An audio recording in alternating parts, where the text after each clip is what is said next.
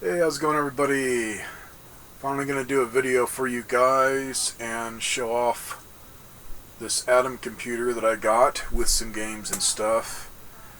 And got some solutions for people that are trying to hook this up that don't have the proper stuff. If you're into hoarding like me of video games, you may have a cable that would work.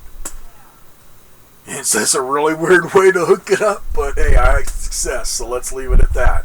It's hooking up more than one cable, and I was able to get a really sharp signal through composite and then get my audio. It's just weird. I think it has to do with how this thing's grounded. Otherwise, sorry it's been a while in doing any videos. This year's just been really freaking shitty for me. I lost my sister a couple months ago, so that's why I haven't given a crap about doing much of anything. Just one of those things that just hit out of the blue, so just a lot of stress. Otherwise, finally starting to feel better on that, which is not easy. Figured I'd do this for something different. Also, as you guys can see, I've changed my hoarder's backdrop a little bit here. Same shit, different position. I haven't felt like moving any of it, man. Like I say, I've just been stressed out. Otherwise, almost a month ago, I ended up finding a little Mac Mini mid-2011 model at one of my pawn shops, and been playing around on it through my 42-inch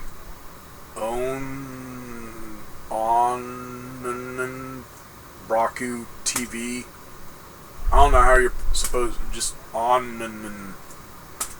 weird freaking name for a TV. Otherwise, man, I love the TV, and it's kind of cool to use it as a giant monitor, because that's what you got to do with the Mac Minis, either run it through a TV or just have a monitor that has HDMI. But so far, not too bad. It's definitely handling it better than my two iMacs, and that has to do with the amount of memory that's installed in this thing. The guy maxed it out at 16 gigs, so this little sucker's snappy for what it is. The processor's not as fast as my two iMacs, but that extra memory really does the trick for speeding it up. So it's doing a little bit better with my Microsoft HD cam, and I got the one that's the HD 720p life cam that you can no longer download anything for, so it's whatever program I find is the software that's going to run this. So that might be some of it too. Kind of the whole, yeah, I remember farting in the Matrix. Just had to wave it away in slow motion. I can't get that to go away, man. I keep getting all these tracers and stuff. Otherwise, not too horrible. So anyways, before I get started here, while it's still in my brain, because I just figured this out, just farting around with it, and actually this entire way of hooking it up was just a fluke. I was originally going through just RF on the TV in the living room, and I was getting a really crappy signal, and that had to do with the cable that I was using. It wasn't official RF cable, it was like speaker cable or whatever for like hooking up car audio or whatever, but not real heavy, and it's just, the signal was not good at all, real staticky. So I thought, oh great, the RF's all screwed up. So I was trying to figure out how to hook up this for composite video with something I already had, hence I did not get the cable for composite on this. So I was looking up the pinouts, and then I was looking at the back, and I was like, shit, I've got one for my freaking Model 1 Sega Genesis Master System, and then I've also got one that's about the same size for my Turbo Duo, which that I got it packed away right now, but I happen to know where the one for the Sega was. So I was looking at the pinouts, and it's like, holy crap, it looks like might be a match. So I think on the Sega it's like left and right pins for audio and video, and then the top pin for ground on how it does on the little half loop. And yeah, it's only got 5 pins on it, but that's all this thing needs. Now when it comes to ground, that's where things got kind of weird. I still had this hooked up through the RF on the TV. That's the only way I could make it work with the Sega Genesis cable. Without having it hooked up to the RF, it got all scrambled and just crazy, like it wasn't getting a complete signal. So I'm thinking the cable that you get for this originally had more pins on it that ground it out, like maybe it separates out or something, I don't know, some crazy ass thing. So anyways, got it to work that way, just having the Sega Genesis cable and then the RF hooked up. Then I started researching on this because I was wondering on the monitor on, you got RF, you got the composite video and audio, why would you need one for monitor? Anyways, the monitor output on this is just flat out composite video, no sound. So it's like, oh, let's try it a different way. I hooked up that for my video signal, and then on the Sega Genesis cable, I just unplugged the video signal and just kept it hooked up to audio. Holy shit, it works really freaking good, guys and gals, man, it works really good. I haven't tried it on this big TV yet, but I got a little Sony TV, and man, really sharp picture. Way sharper than doing the other ways. I still got a little bit of just background noise on the video signal. This totally cleaned it up, man. Real sharp video signal, nice clean audio. So about as good as you can get going through composite. So there's a way to hook it up, guys and gals that have more than 1 or 2 or 50 freaking systems like me. Otherwise, I'm still tinkering around with this. Some of it I think it just needs to not be thoroughly cleaned, as this thing's immaculate. I think the lady kept it boxed up. I'm thinking it's just parts need to be cleaned that haven't been used in a while, like greased or just cleaned up with whatever. As I'm having trouble with the tape drive on this. Is that black button inside of it when you open up the door that the tape hits to make the wheel start spinning? If I push it all the way in with my finger, it will start spinning. But when there's a tape in there, it's like it's not quite pushing it in far enough. So I'm wondering if something got tweaked inside of it to where it's making it so it's just not sensitive enough or whatever. Because as soon as I start letting my finger off of it, when it's literally flush with the inside of that, it just stops. So I'm thinking that might be the problem. Because on the tape games, I also have the Adam Computer that hooks up to your ColecoVision. That one. And here's a question for you guys, because I'm still new to this thing. I don't know if it was something to where you could ask for it and they'd install it for you if you ordered one straight from Coleco, or if you just outright had to buy it separate. But the one that runs through my ColecoVision has dual cassette. This just has single cassette, which is what I've been seeing online on YouTube here, and just pictures of it. So I'm thinking they just left that other part open if you wanted to add in another cassette or something else that came up in the line of stuff you can get for this.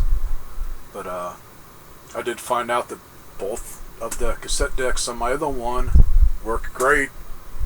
I was able to test all the games that I got with this, which wasn't many. I only got 3 tapes, but they all work, which I'm very happy. Is one of them is rare and worth a bit of money. Not a ton, but worth a bit of money. I got on eBay and it's like, yeah, there's not that many for sale and not that many in the sold listing, but it's going for a good chunk of change. Which is funny to me because it's a freaking cassette tape that could snap anytime, and once it snaps, good luck trying to fix it. So it'd be something to where you'd have to find out a way to dub it or whatever. Otherwise, Yeah, at least for me, like I say, a Genesis AV cable for Model 1, or if you have a Sega Master System audio video cable, same thing. Same pinouts. So just have the audio hooked up on that and then run your video through the monitor jack. So, on games, best first. Got a working copy of Dragon's Lair. And then, I don't know if it was with both systems or just this one. I guess this was a pack-in game. Anyways, got the Super Game Pack of Buck Rogers' Planet of Zoom. Which, yeah, it did look a little bit nicer than the cartridge version. This thing just, it still doesn't quite zoom in as good as it can on cleaning it up. And then got Smart Basic. Anyways, all three of them worked. This has the sticker on it, so obviously this is one of the later Adam computers when they started figuring shit out. All I can think of is we have the same problem nowadays. PS5!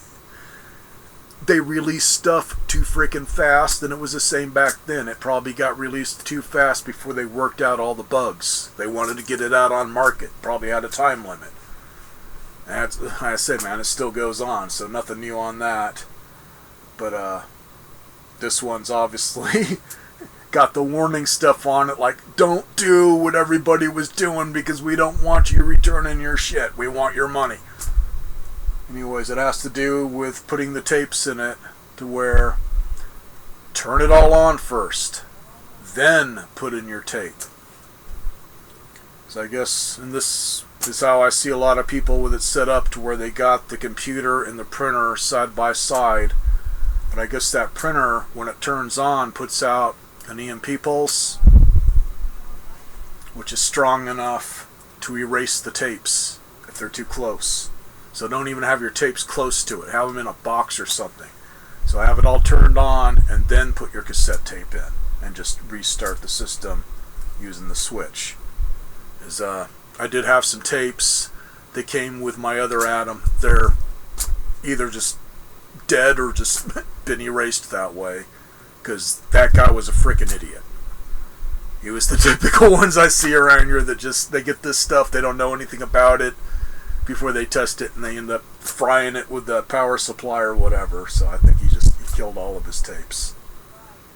Otherwise, I may have to do some switcheroos on this with the tape decks.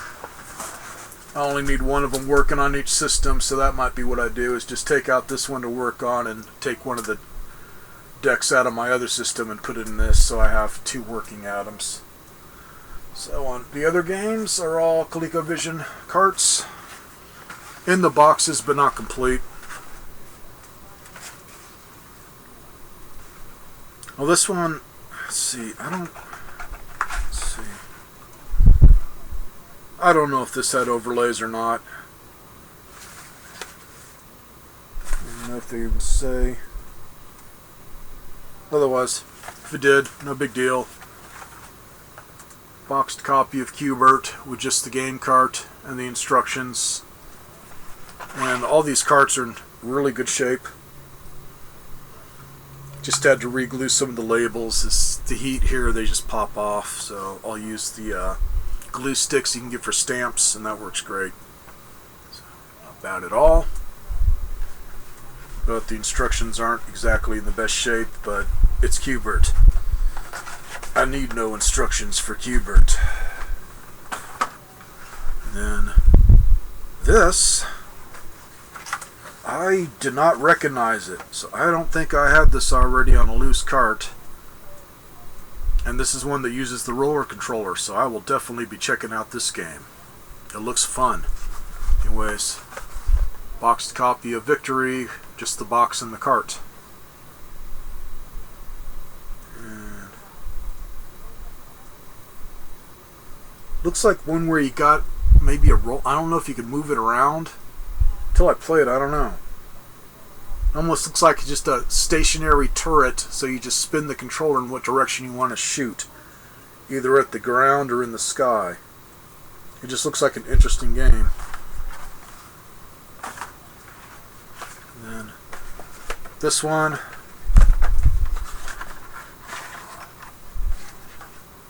same thing, I had to glue the label on, man, but it's in really good condition on the cart.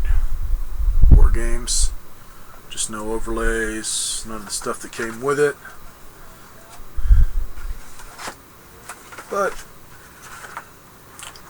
got it in the box now, so cool enough. And I do have another card of this, and I think I might have some overlays, or at least an overlay. And on the controllers, you can tell which one was used the most. A little stretched out there, but not horrible. This one, still good. But other than just a little dent on the center of the one that got used a bit, I just got to go over these and clean them up a little. They're in really good condition. It's the first time I've ever had original Adam controllers. All I ever find loose at the thrift stores and stuff is just the ColecoVision ones, and a lot of times they are beat to hell. And this is where I may take another trip down there if they're going to have the yard sale again next Monday or whatever. It was going to be just a weekly thing until they get rid of everything. This person had a whole barn type garage packed, so there may be some more stuff for this that didn't show up, so it may be worth another trip. Otherwise, maybe they just outright supplied this as a spare part. Anyways, same as the one that hooks up the keyboard. I'm assuming this is how you would hook up a floppy disk or whatever to it. Just other perpetual is the other hookup, same thing. It's like a phone cable, and I got to search through my drawers and see if I got any loose phone cables and see if it is the same number of pins on this.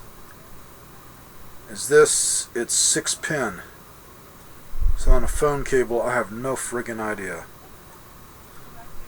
And I'd swear this is just a little bit wider than a standard phone cable.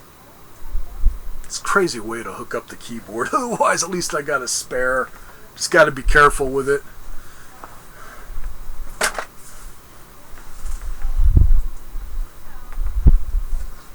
Keyboard here. I got the outside of it pretty cleaned up.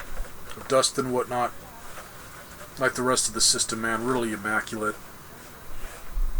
Well taken care of. It's just I think some dust got inside of it. As the majority of keys work, it was like maybe 3 or 4 letters at most that aren't making contact, so maybe it got dust in the contacts or something. So I'll open it up and give it a good cleaning. Otherwise, great shape. It still has the little rubber feet on it. They haven't dry rotted. Like I say, same type of cable there.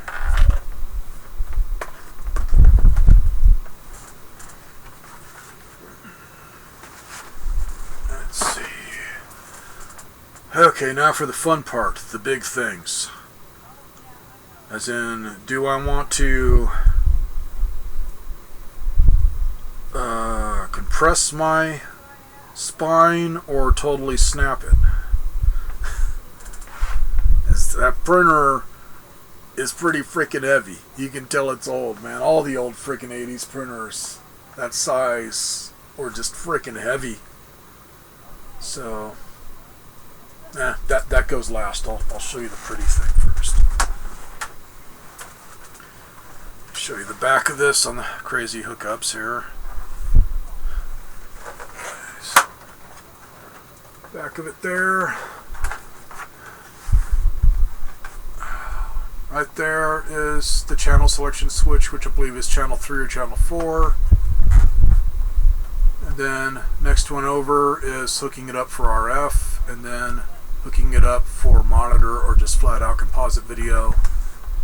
And then you've got your input there, where, like I say, man, you can use your Sega Genesis Model 1 AV cable. It's just, you gotta have, like I say, audio hooked up only on that. Don't have the video hooked up, just the audio, and then have that one hooked up for your video, and you'll get a nice sharp signal. Or just get online and order yourself an official cable for this, or just make one. Show the top of it here. Just a couple spots I gotta wipe off with some cleaner. Yeah, it's just a mark. Otherwise, man, this thing is just nice. Really nice. Even the warning sticker is perfect. I mean, just everything is nice. Not all beat up, chipped up, scraped up. Just nice, like it was kept in a good area.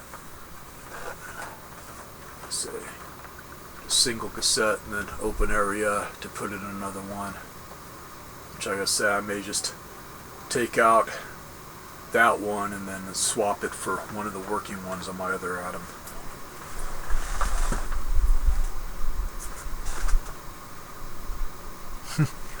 Not used to this little Mac Mini computer. It's got the fan regulated in these to where if it starts getting warm, the fan will start spinning faster. Otherwise, with the ceiling fan going, it keeps pretty cool. It's not a bad little computer. It's just there's no freaking way in my life that I'd spend $800 or more to get a new one. And why does everything that have an Apple on it have to be so goddamn expensive? Man, on that, I don't mind buying the older ones and just maintaining them. Oh my god. This thing weighs like frickin' Roseanne Barr's ass. Still gotta wipe this down some, but I'm gonna take off the top of it so I can get the inside all cleaned up. And then I'll just have a cover over it. It's not horribly dirty, it's just dust from... Something about this area, the dust we get is really, really fine. That's why anybody with allergies, this is where you come to die. I mean, it's like powder. So it really gets into your sinuses and just, it's horrible. So we're wearing the freaking COVID mask. Oh, I don't mind one bit. I've not had any allergies this year because I'm always wearing a mask when I go out. So there's a freaking reason to wear the damn mask. Even if you got your shots like I did. Still wear it. Ah, man, this thing is just heavy. As I say, man, it's in good shape. And the string to make it go back and forth is still good. I'm thinking, and I'm hoping it didn't just outright bite the dust. I'm hoping it just needs to be sprayed with something to free it up. But when I'm typing, I don't hear the little piston thing hitting that disc that's got all your letters and numbers and stuff on it. So I don't know if it's outright toast or if it's just froze up. I've watched enough videos of people using this printer to where it makes that machine gun noise, like dit, dit, dit, dit, dit, dit, dit, dit. So you got me. I'll play around with it and see what I can do. Otherwise, I've got another one of these printers that's just not as pretty to look at, but I figure I should be able to get one of them up and going. It's just this one, parts-wise, everything looks a lot nicer. The bottom of it on this, man, just everything. Stickers, everything. Just goddamn, man, this son of a bitch is heavy.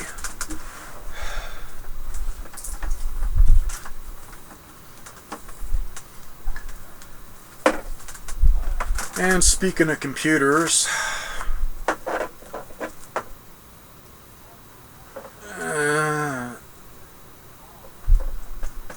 Hint, hint.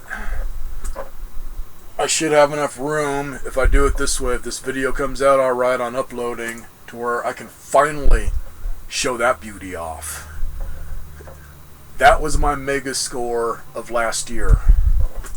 Big freaking score. The most I've spent on a retro system in a long time, man, but killer freaking score. Then the box does not do it justice. It's on the inside is what counts. Like, why would somebody buy something and not use it or barely use it? I'm thinking that freaking might have been owned by like grandma and grandpa, so that might be in an upcoming vid here. It's just now I gotta find where to put this freaking Adam computer, man. But yeah, the reason I haven't shown this one is the way it's packed. It's all in foam, but in layers, and the foam is really easy to break.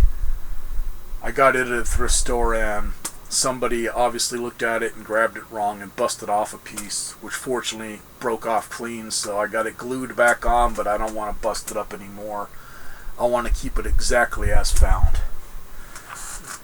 So, another retro computer soon enough. I might show off this little mini Mac computer, just so one of my friends here on YouTube can take a look at it, because he's got one of the older ones that's more for like a media center. This one's flat out computer, so you can get an idea what you'd get if you ever finds one. So far I'm happy with it. The only thing, and I guess it has to do with the speed on how it loads, because it was an option, but it's only got a 250 gigabyte hard drive in it.